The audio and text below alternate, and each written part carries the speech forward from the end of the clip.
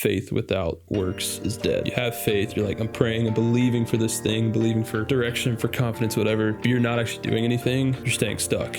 God can give you people and community, but it's up to you whether or not you want to go below surface level and actually do life with them in a meaningful way. Tour is awesome. I absolutely love it. It is my favorite part about my job. It is very fast-paced. Working in ministry in general can be an exhausting thing, but I also am very blessed specifically to work at this church because of the incredibly talented people that I get to work with and learn from.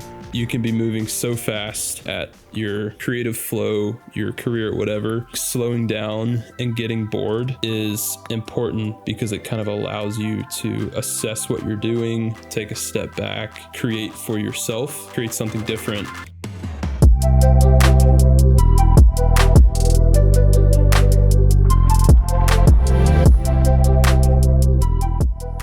Welcome on the podcast. I'm glad you're here. Yeah, dude, it's good to be here. Seth is on Eastern Standard Time. He's over in North Carolina. I'm over in Los Angeles. We're running a little bit of a remote podcast today. It's the first time I've done one of these, and so it's a little bit of a guinea pig situation, but I figured Seth would be the guy because he's a really, really talented filmmaker as well, and he's able to make an image look great. And so it's like, Seth, let's do this. And you said... Yes. Exactly, bro. Yes. I was so stoked, and honestly, like, your work is amazing. Obviously, it speaks for itself. The cinematics that you have is crazy. How'd you get started? Like, how'd you even like get into this? Bro, I literally just picked up my phone on just some family vacations and just started filming stuff for fun, as we all do, and very quickly fell in love with it and realized very grateful that I realized from a very early age that that's what I wanted to do. Like, as soon as I started doing it, I knew immediately. It wasn't like let me practice this a little more, let me, see what I can do with this in a career. Just right off the bat, it was, I love doing this, and I'm going to figure out how to do it for a career. And did you have like people in your family that were encouraging you to, or even like inspiration growing up of people that did it as well? Or were you like, I just know that I want to do this and I'm going to jump into it? Yeah, no, I mean, I was the only like really creative that I knew at the very beginning, at least. So I kind of just had to jump into it myself. I didn't really have any like inspiration as far as like friends that I looked up to. It was literally just me figuring out on my own that, hey, I like to film stuff, and then eventually, started to watch YouTube videos and was like, oh, there's a huge community of people doing this. Let me dive into it even more. And then eventually, later on after high school, that led me to grow into a community of creatives. But yeah, I was kind of by myself starting off. Was that hard for you? Yeah, in a way, but also in a way I wasn't really like comparing myself to anyone from the start. It was just me kind of creating, which I feel like nowadays, if someone wants to get into, filmmaking, they're like, see all these other people doing it, and they're like, they're either super inspired or they're super like, dang, like so many people are already doing it. So many people are already talented. Yeah. Like, how am I even going to start? And for me, it was just kind of a fun thing. You weren't deterred at all by the competition. Started. Yeah. Just faced it head on. When I did find, I was like, you know what? I freaking love doing this, and I'm just going to learn everything about it. How do you teach yourself? Trial and error, really. I think the main way that I taught myself, I mean, I would say everything I know right now, or at least most of everything I know, is just doing something.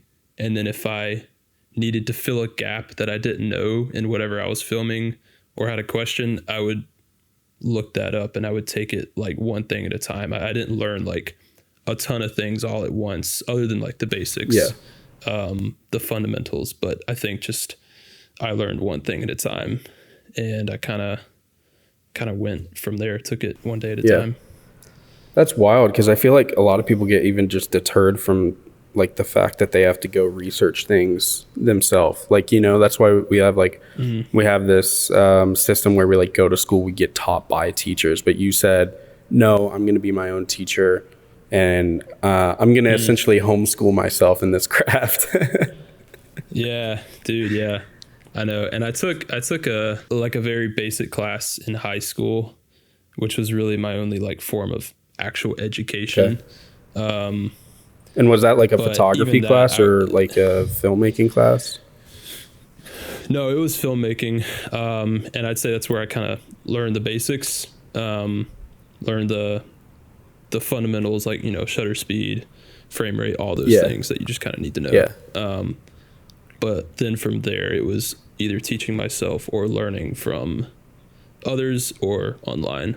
Yeah. So. Yeah, because you didn't go to college, right?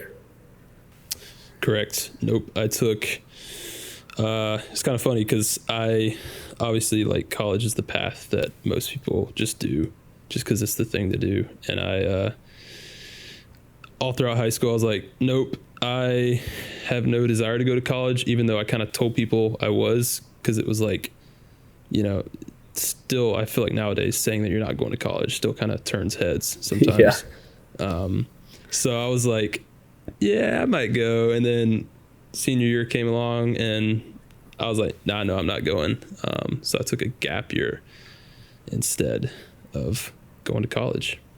That's wild, bro. So, I mean, yeah, it definitely is. I mean, I did essentially the same thing, but it definitely is something that is a little bit taboo, like still these days. So in order for you to do that, it definitely takes like a lot of confidence and a lot of like, I don't know, a lot of guts, you know, to say the least. So kudos to you, bro. How do you view like learning? Like what's your like mindset on learning? Because I feel like you have to have like such a dialed in brain for that to be able to like put yourself in a position of, yo, I'm going to sit down, you know, day after day after day, and I'm going to teach myself things, and I'm going to go try it out and see if it works, and then I'm going to come back and teach myself things. Yeah. I mean, I was just hungry to like grow, and I would go through a short season of making stuff and kind of making the same thing over and over, and then realizing I was doing that and being like, okay, I need to learn something new. I need to grow in this area. And I feel like I, in general, as a person, am always just eager to grow and to learn and to do things. And so that kind of fuels that just passion of learning everything I can about filmmaking. And I think in the beginning stages of my, I guess, career, it was just me kind of learning one thing at a time and learning things as I needed to know them. And now I feel like I'm starting to get to a new season of I just want to learn as much as I can, whether I need to know it right now or not. So you're cool just in crazy research mode then. Yeah, like sometimes I'm usually not, but more recently I've gotten into just like wanting to just research, whether it's like a niche in filmmaking, or just going on like a wormhole on YouTube and just watching, cinematic video after cinematic video and just finding and picking out as much as I can from each one. I mean, it shows, bro. I mean, your work is great. Not just great, like it's top tier. Thank you. Yeah, you really show your skill set like on a daily basis. Even like the short little reels that you put together, your cinematic vlogs or cinematic YouTube videos, and also your stuff with elevation. It's dope, man. And they're definitely lucky to have you, because I feel like a lot of people who work in like the social media space or the social content space don't necessarily have that eye for like storytelling as much as they just have an eye for either like a good look, like a great like frame, or even just like I don't know, just like fun social content. And you have like a vision for, hey, I'm gonna tell this story incredibly with cinematics, and then also I'm going to make sure that I'm finding the right moments to tell. I'm not just going to like throw a collage of clips together. Thank you, bro. I appreciate that. Yeah, of course, man. Of course. What's it like working at Elevation? Does it feel like you're working at a church? Dude, it's amazing. First of all, I am very blessed to be able to work there, because it's working in ministry in general can be just an exhausting thing, and it's definitely very exhausting. But I also am very blessed specifically to work at this church because of the incredibly talented people that I get to work with and learn from. Yeah.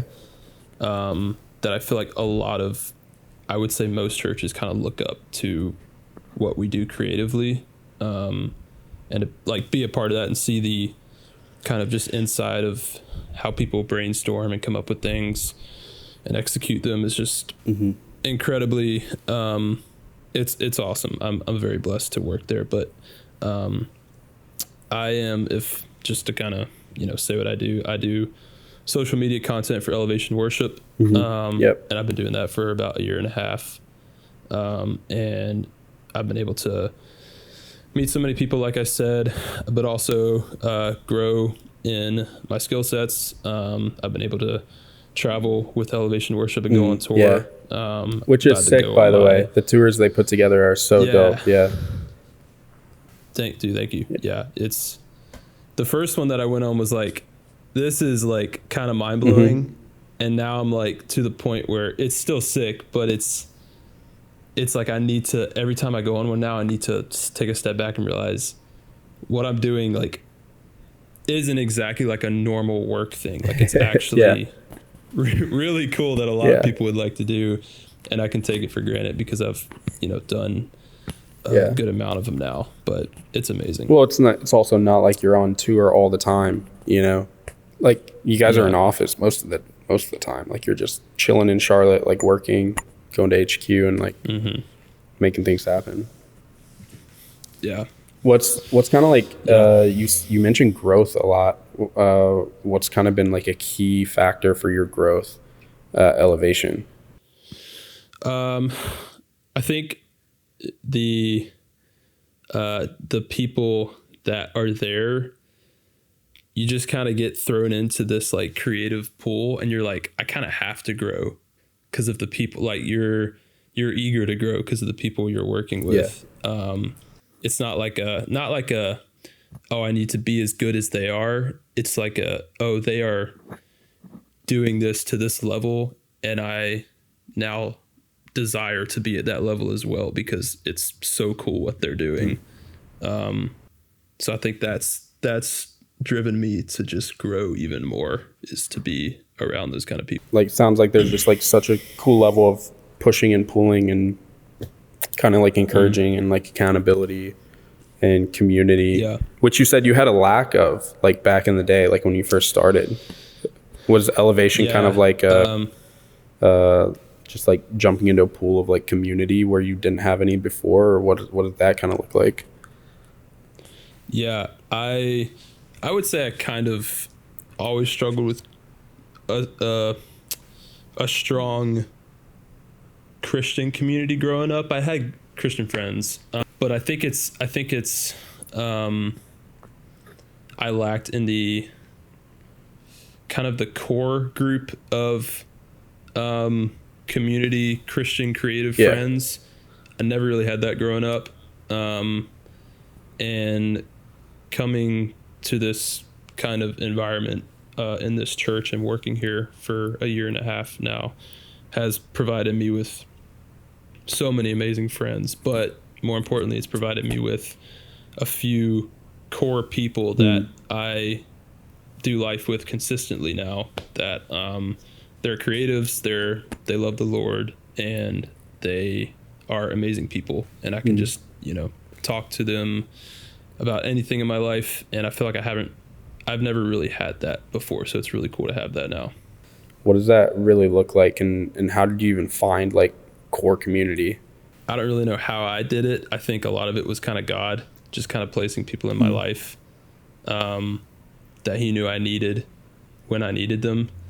And it's just kind of sparks from you starting a conversation with somebody, realizing you have a common interest in a few things, and then just kind of goes from there. And then it helps too if the person is super,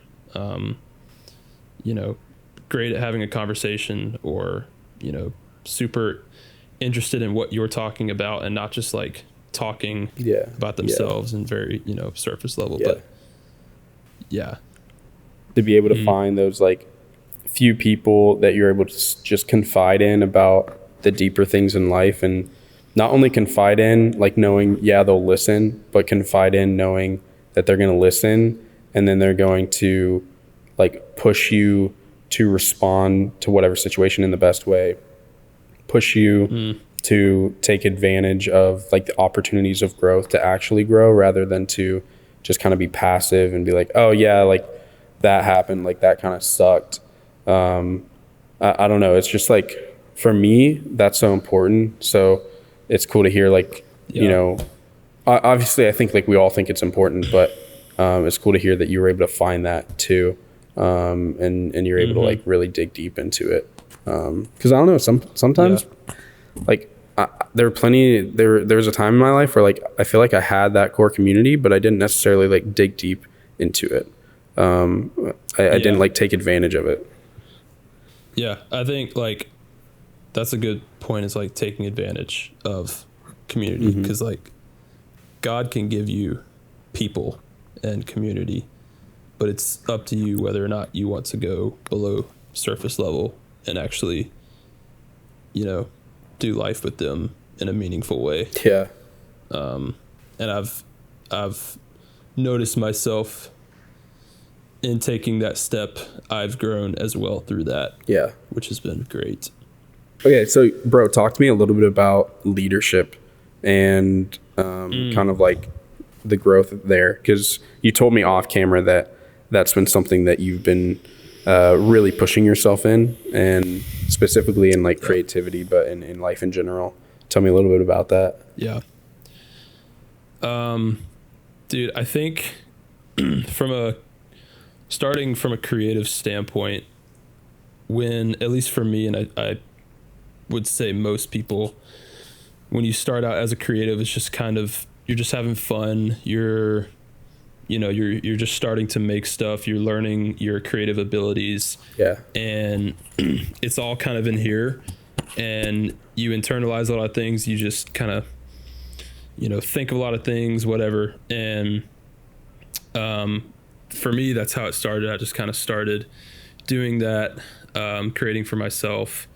And then once I got some freelance, I would kind of, obviously make what the client wants and create for them and all of that. Mm-hmm. And then eventually I started to kind of get to a point where I realized I would say I'm talented at what I do. I'm creative. I'm gifted. I'm all that. Very. Thank you. Yeah. But I realized an area that I needed to grow in was kind of three things. That is also just one thing, but initiative, confidence, and leadership. And I would say initiative and confidence fall under leadership. Yeah. Those three things are, I think, what kind of takes you into the next step or level of your career. Because when you start off, you're just always doing, you're always creating and thinking, which is great. You should do that throughout your entire career. 100%. And then you get to a point where you need to grow these skill sets of, okay, I actually need to start maturing. I need to start initiating ideas, and not only that, but leading people into even helping me with what I'm doing and with what I'm creating. Mm-hmm. And from that, I think just a lot of personal growth can come from that. Yeah. And so for me, I've been starting to challenge myself this year to grow in leadership. And my word for the year, I have a word for every year, but my word for this year is confidence. And what I realized is that I want to grow in leadership, but I think I need to grow a lot in confidence first, because in order to lead in a creative way or lead people, you need to have confidence in, one, what you're doing, but two, in what God has called you to do. Yeah, amen, bro. And I know God's called me to do this. Yeah. And so I need to have confidence that that is a fact and carry that out. So, dude, yeah, I couldn't agree more. What's like the difference between confidence and cockiness, though? Does that feel, and how do you not come off cocky? Being confident without being cocky takes being humble. Because if you have confidence, then you're like, yeah, let's do this, and we need to do this, and I know that we need to do this. But if somebody corrects you in something, you need to be humble enough to say, oh yeah, you're right, actually let's maybe shift this or maybe not do that. Versus if you're just cocky, you're like, no, whatever I said we're gonna do, and I don't care what you have to say, and I'm just gonna walk around and, you know, just tell people what to do. No one wants to be around that. So, no, not really. That's probably not good. Especially on set but, you know, in like the creative space too. I don't know. I've been around plenty of cocky people, and it's just like, at the end of the day, like, I don't know, sometimes they're really good at what they do. But you know, nobody's perfect. I'll say that. Yeah. And we have to realize that, because like you just said, like in our world, like creative endeavors are a team effort. And so like learning leadership is being able to use your creative talents to build people up to create bigger and better things. But you can't usually do that alone. So I feel like if you're cocky and you're not willing to even like admit if you're wrong, then it definitely throws like a cap on your ability to do things. Now, your ability, depending on the person, can definitely like vary. Like it can range like from talent and skill and even like your ability to work hard. But again, there's always going to be a moment where you don't think of everything. You don't like make sure everything like is running smoothly. And and we got to have each other to pick each other up. Peter Piper picked the pickle pepper. Yeah, dude. John 3:16. That's it. So dumb. Stupid. Oh man. So I'm so glad you brought that up, and so glad we're talking about it, because leadership really is like super important, and even just like caring for people on a deep level. Just like being intentional with them. I don't know, super important. Yeah, I agree. Bro, tell me what a day in the life looks like on tour. Let's go back. Dude, it's got to be hectic. It's got to be super hectic. Yeah, tour is awesome. I love it. First of all, I want to say that I absolutely love it. It is my favorite part about my job, and about really just what I do in general, like across everything that I create. Tour is just very unique. It's fun. However, it is very fast paced. It is very like you are kind of taken into another world for a period of time. 'Cause it's like sleeping on a bus, you're waking up, you're going to sleep in one place, you're waking up in a different place. Your mind is like, what is going on? I'm so tired, but also kind of full of energy at the same time. But I think the best part about it is that it challenges me every single time.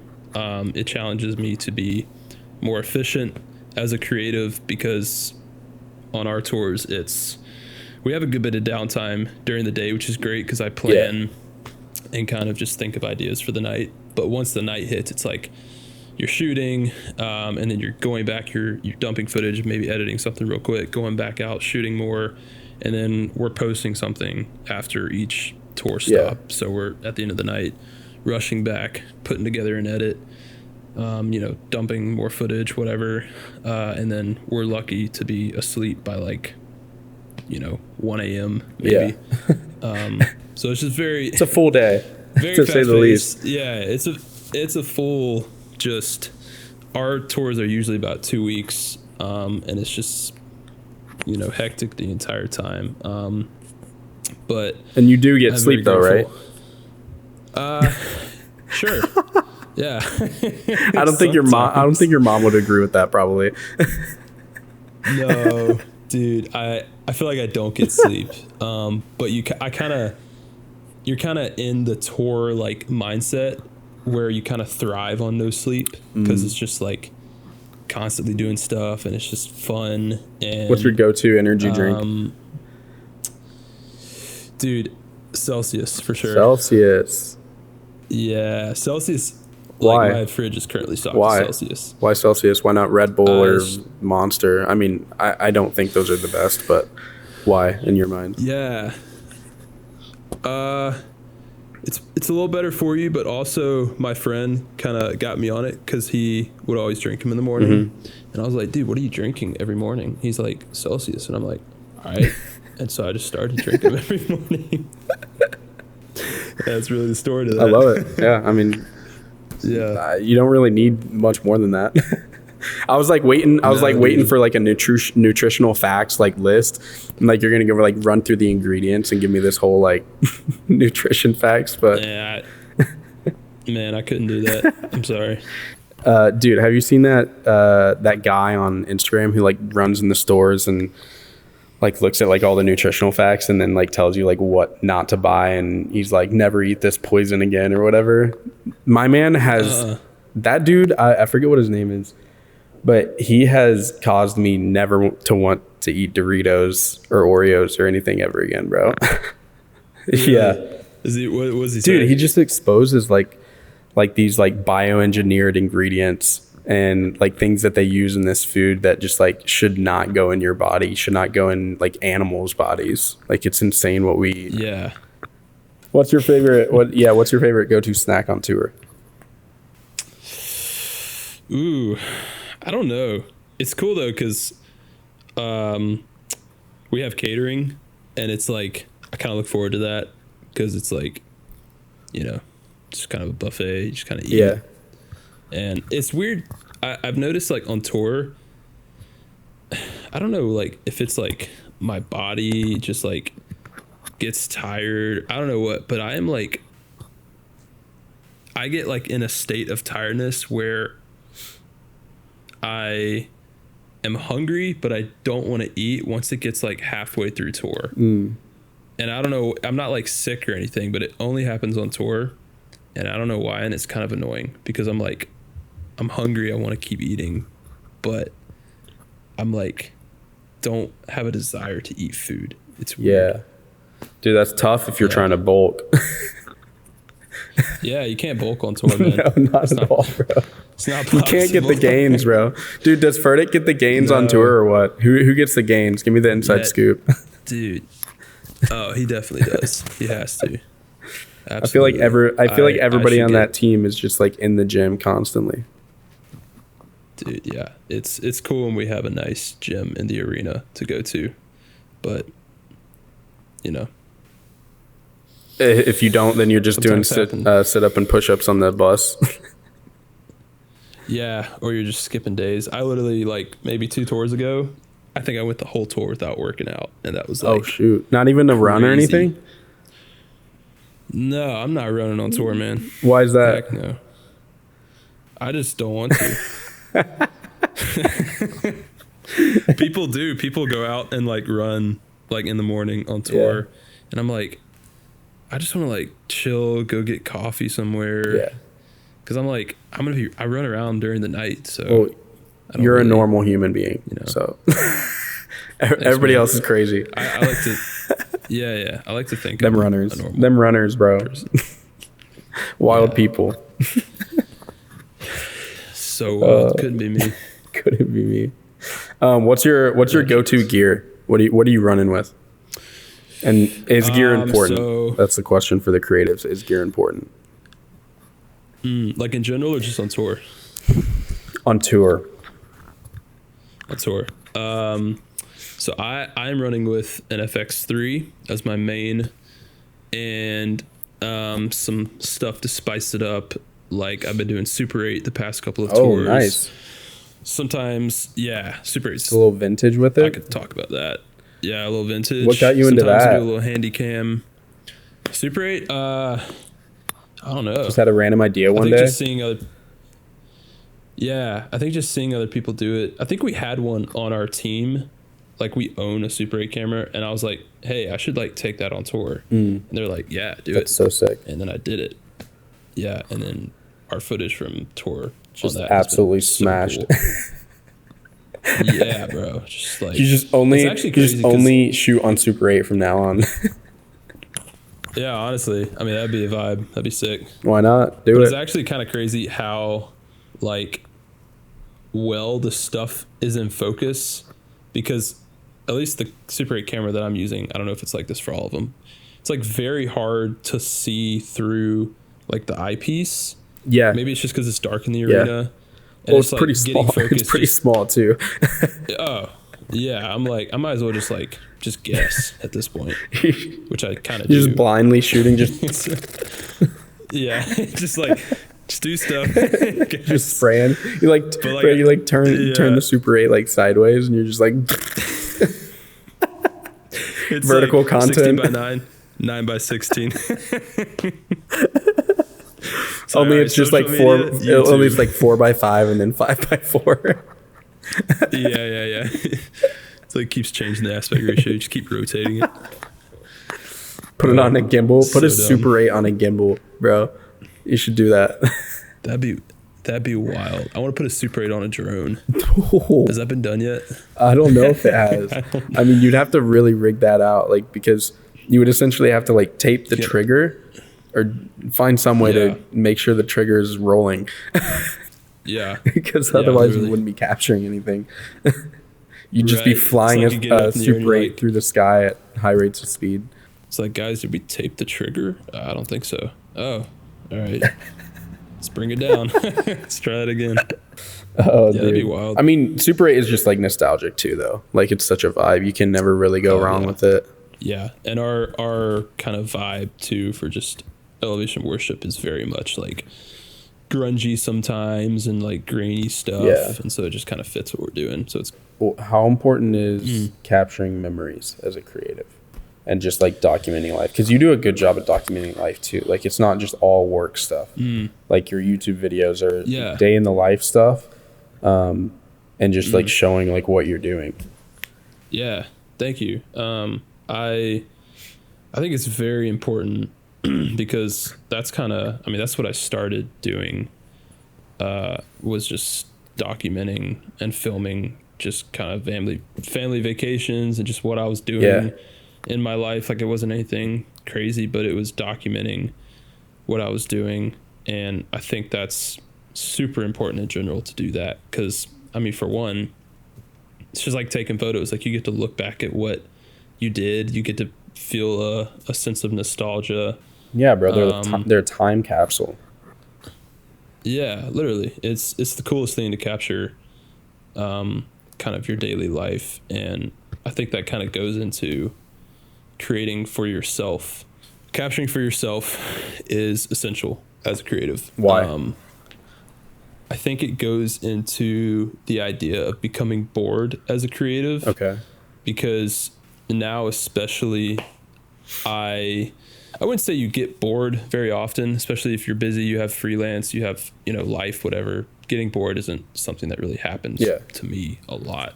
Same, bro. My life is just like go. Yeah.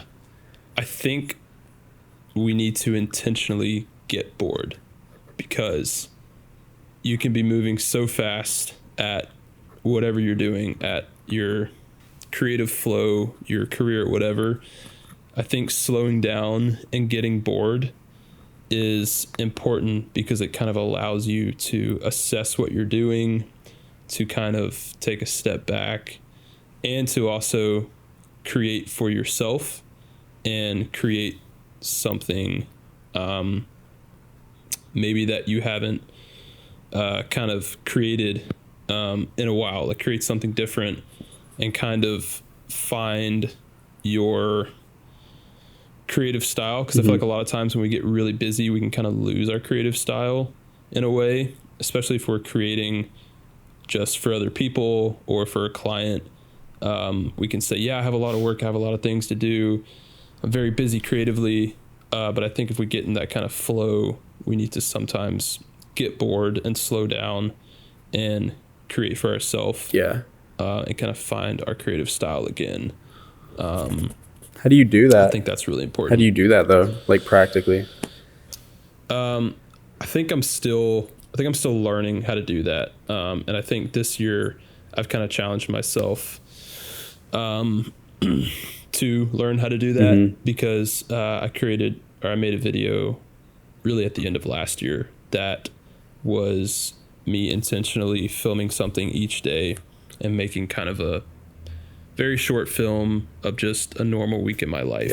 Yeah. And I feel like a lot of creatives might not do that as much as they need to. Like they might make, a lot of really cool things for clients and for whoever, but I think doing something that kind of challenges you and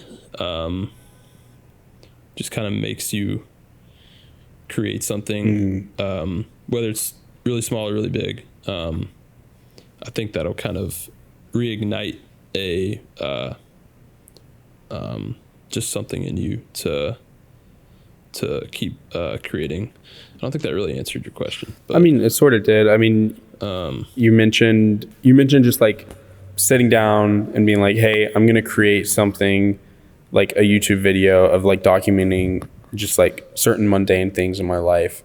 And yeah, I feel like that is like getting bored. You're basically being like, okay, I'm going to make something intentionally that is like not necessarily for any given purpose. It's just to create something. And yeah. I don't know, it sounds like you got pretty bored before you did that. So I don't know how you got bored, but it worked. Yeah. Honestly, it's not like some secret like method. You just kind of have to, you got to be intentional and do it. Like just sit and be quiet. Yeah. And like, not to like make this spiritual, but I think that's why we're here, bro. Take it deep. I think that's pretty important, to slow down and read your Bible and have quiet time and pray, and actually have a portion of the day where you are doing nothing but being in God's presence. And that'll kind of allow you to maybe get bored in a way, or just kind of slow down and realize, hey, I need to make something else or make something for myself. Yeah. That I haven't done in a while. So yeah. I heard you're big on fasting. I heard you fast as well. How important is that to you? Yeah, dude, I have fasted twice in the past year, and one was from food. I ate nothing. I just had like juices and stuff for a week. Dang. And then one, it was crazy. Bet. Yeah. One was the other one was social media. Okay. And both were for spiritual, reasons to grow in my relationship with God even more. Yeah. But as a creative, I think it is essential to fast. I don't think it is optional. I think you have to fast as a creative. Yeah. Whether that be social media, just go straight to the source and get off social media and just stop looking at what other people are making, because that can be very anxiety giving. Yeah. Or do something like fast food and go more Not fast food. Don't eat McDonald's. Fast from don't eat food. fast food. You don't eat food at all. Yeah. Very different The things. exact opposite, actually. Don't go to the drive-thru. Don't even get in your car, man. Just stay at home, because you'll get tempted. Bro, can you kind of like define fasting a little bit too as well? Because you said fasting, and like if you're not a believer, it's more of like a detox, but like what does it mean like being a believer? Because I think like fasting as a believer is very important. It's not just deciding not to eat food, but it's like what is it? It's like being intentional. Like, what are you being intentional? It's being intentional. It's taking away something that you would say is a necessity for your day-to-day life, like fuels you in a way, and fuels you, that you look forward to, which for me, I look forward to eating every day. Taking that away requires you to be like, well, crap, I don't have this thing anymore that sustains me, that fills me. So I need to go to the true source of sustainment and fulfillment, which is Jesus. And it requires you to be with him in a very intimate way that you otherwise, I feel like you can be, but if you're taking something away that is a necessity for you and replacing it with God, it brings in this intimate relationship, and it grows this intimate relationship that I don't think you can really grow in any other way besides fasting. Yeah. Because you can worship every day, you can pray every day, you can read your Bible and spend time with God and grow in that way. But taking away a physical, practical thing of life and replacing it with something spiritual that you can't see, that is the Holy Spirit, your relationship with God, that is like a necessary thing to do to grow as a creative and as a human being. Because, kind of a week is like the basic, I guess, time. Yeah, 7 days. That a lot of people do like a fast 7 it's days. It's like biblical as well. Yeah. And when you think of it, it's like, 7 days, it's like in a lifetime. Like that's like a blip. So small. Like that's, yeah. But during that 7 days, you're like, this is the longest 7 days of my life. Like, I want to do this thing that I'm fasting from so badly. Well, bro, and it builds every time you have it's that like thought. Builds reliance on God, like for that energy and for focus and like for anything that you normally would use worldly fuel. It's more of like a reliance. And my pastor actually like challenged us a while ago when we were doing a fast. And he basically challenged us, and I'm not coming at you for the social media thing, but he was essentially like, fasting from social media is like a detox. It's not necessarily a fast. Like, you need a fast from something that fuels you, that actually like you need every single day, usually to like to quote unquote survive, to live. And that like reshaped my whole mindset on fasting too, because I would think like, oh, well, I'm just gonna fast from doing this or hanging out with like friends in this way or like doing something that's going to bring me pleasure, and that definitely is needed. Like, I'm not taking away from that, because I think especially as creatives, like, we do need a detox from like social media. We do need to like detox from things that get us in creative funks and ruts. But when it comes to like fasting, biblically, it's taking away like food. It's taking away things that like you rely on. And that's what Jesus did in the desert too, in the wilderness. Like, he didn't eat food. The devil tempted him with food. It was like, dude, you can literally turn that rock into bread, eat it. And he's just like, no, because my heavenly Father is sufficient enough. Like, what? What? Like, that's crazy talk, bro. That That's nuts. Yeah, it's wild.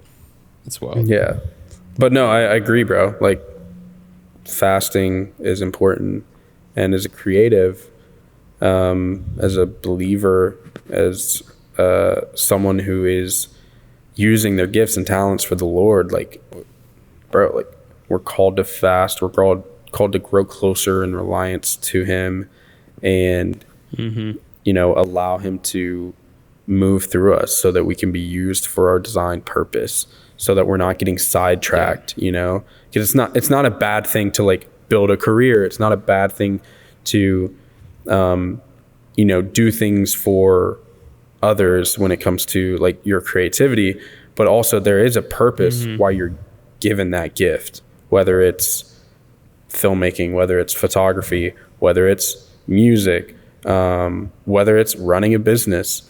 Like, we're called by God to use those gifts in a way that, yes, glorifies him, but builds the kingdom, like cultivates the earth, cultivates the people of the earth, and like builds disciples. So it's like, yeah, it's so important, bro. I'm glad you brought that up. Yeah, absolutely. Yeah, bro. Dude, okay, I've been thinking about this ever since you talked about it in the first place. But I want to go back to confidence, because you mentioned confidence as your word for the year.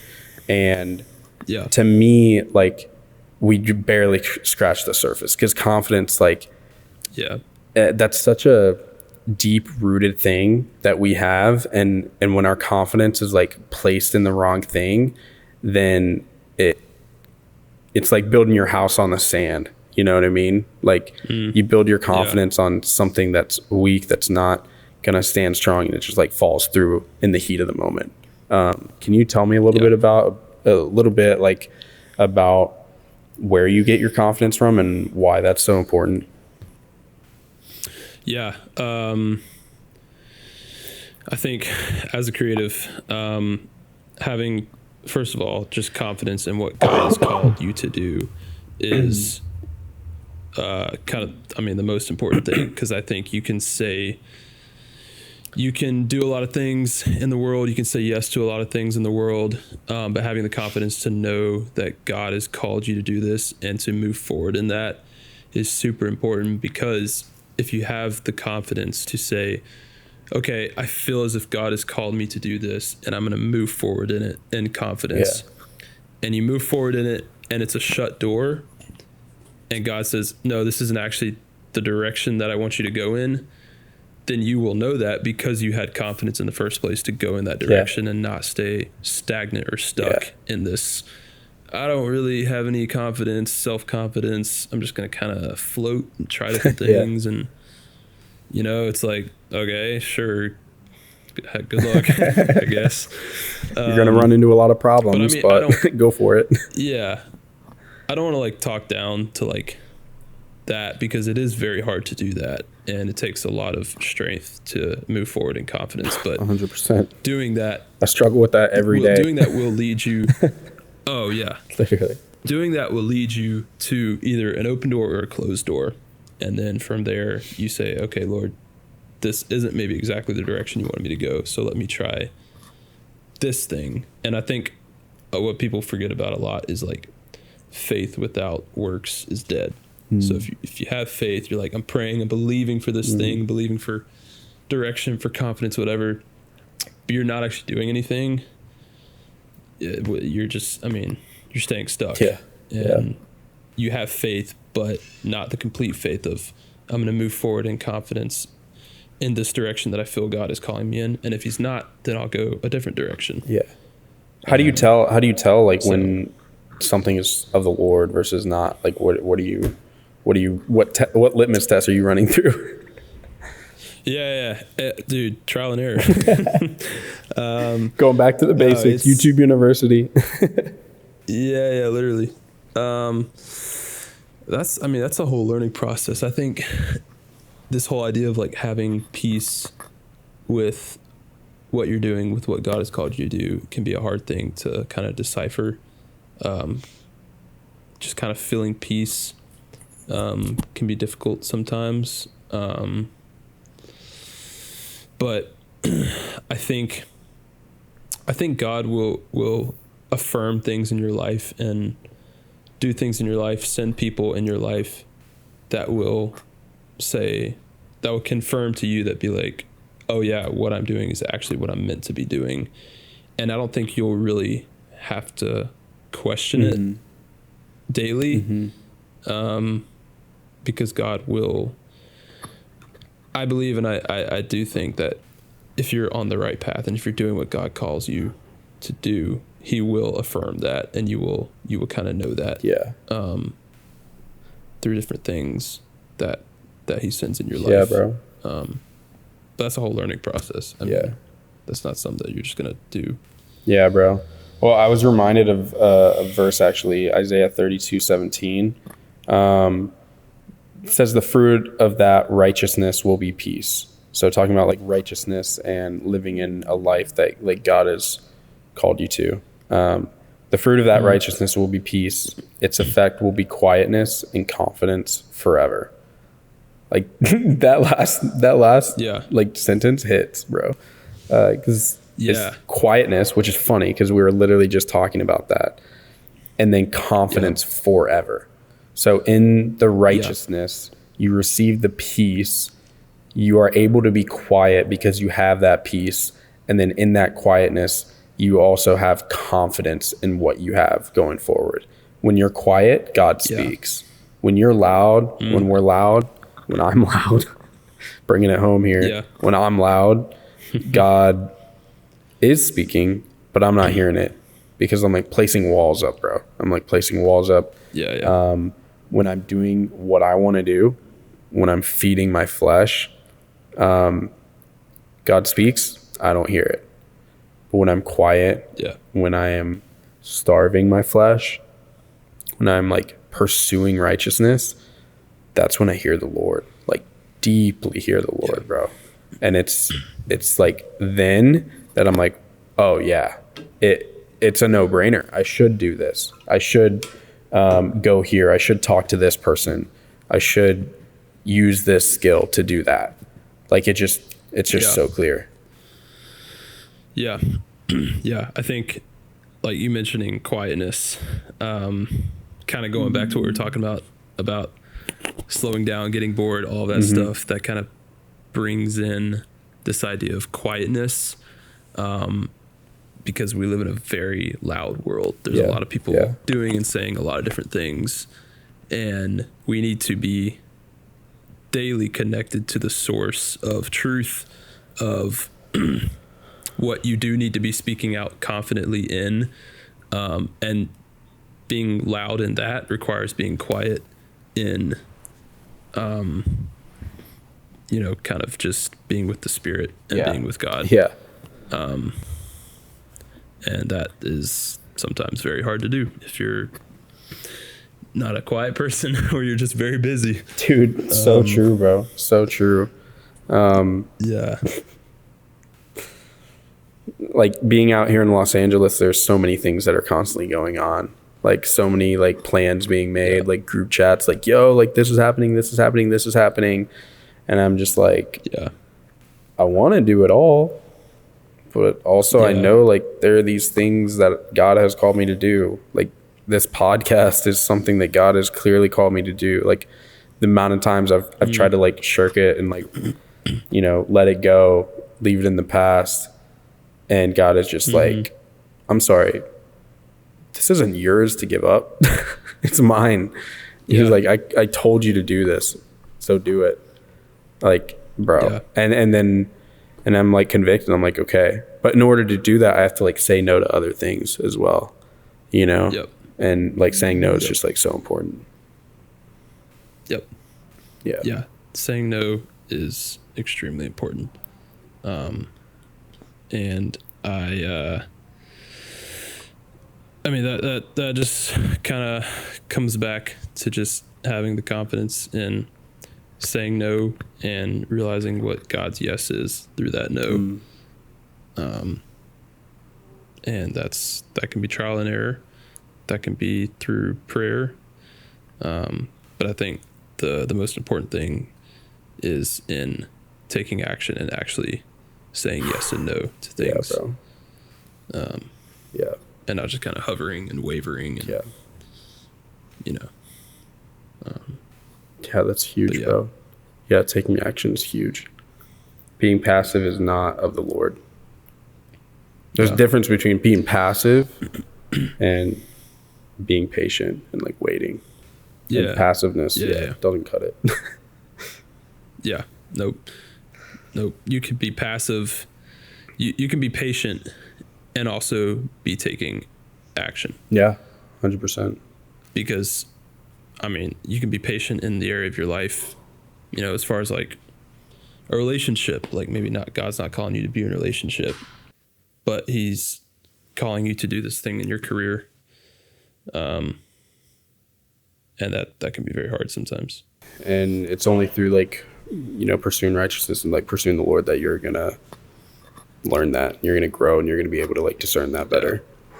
So, yeah, bro, absolutely. Do you got anything like cool coming up? Like what's next in your world? Are you guys going on tour soon? Yeah, we have a tour in about a week and a half. We're going to the Northeast. Oh, sick. I don't know when this is coming out, but if you want to get tickets, dude, they're maybe still on sale. Those tours, dude, Elevation sells out fast, bro. You better be quick. If you're getting tickets, be quick. Yeah. We have, I think most of our stops are kind of sold out. Well, you'll probably be on tour when this comes out. So yeah, if you guys are in one of those stops, look out for Seth. He'll be running around with a camera. I don't know, on a gimbal, the FX3, ripping it. Probably do some cartwheels in the back. Like, who knows? You never know. Dude, I was doing like a shot that was like walking across the floor, like shooting towards the stage. And it was a very like specific shot that I was doing. And I got to this, like, I was getting towards the end of it. And this lady like taps me on the shoulder. I was like, oh, somebody knows me. And I turn around and she just like waves at me. And I have no idea who it is. Just random wave. And then I'm like, just a random lady just waved at me. And I'm like, okay. And then I turn back around. Dude, that's just God telling you you're doing a good job, bro. I guess so. Yeah. God was speaking through that lady, bro. Yeah. Just waving at you, giving you a little bit of affirmation. We all need that sometimes. Yeah. It's like, man, I really appreciate that. That's great. Yeah, bro. But don't do that again, please. That's funny, bro. Well, dude, Seth, I'm so excited we got to have this conversation. Yeah, bro, I'm blessed by it. Blessed by you. Blessed by your talents. Dude, so sick to watch you. Thank you, bro. So sick to watch you grow and just like crush it over there with the squad, with the team. No, thank you for having me on. I really appreciate it. This is number 10, right? Number 10, yeah.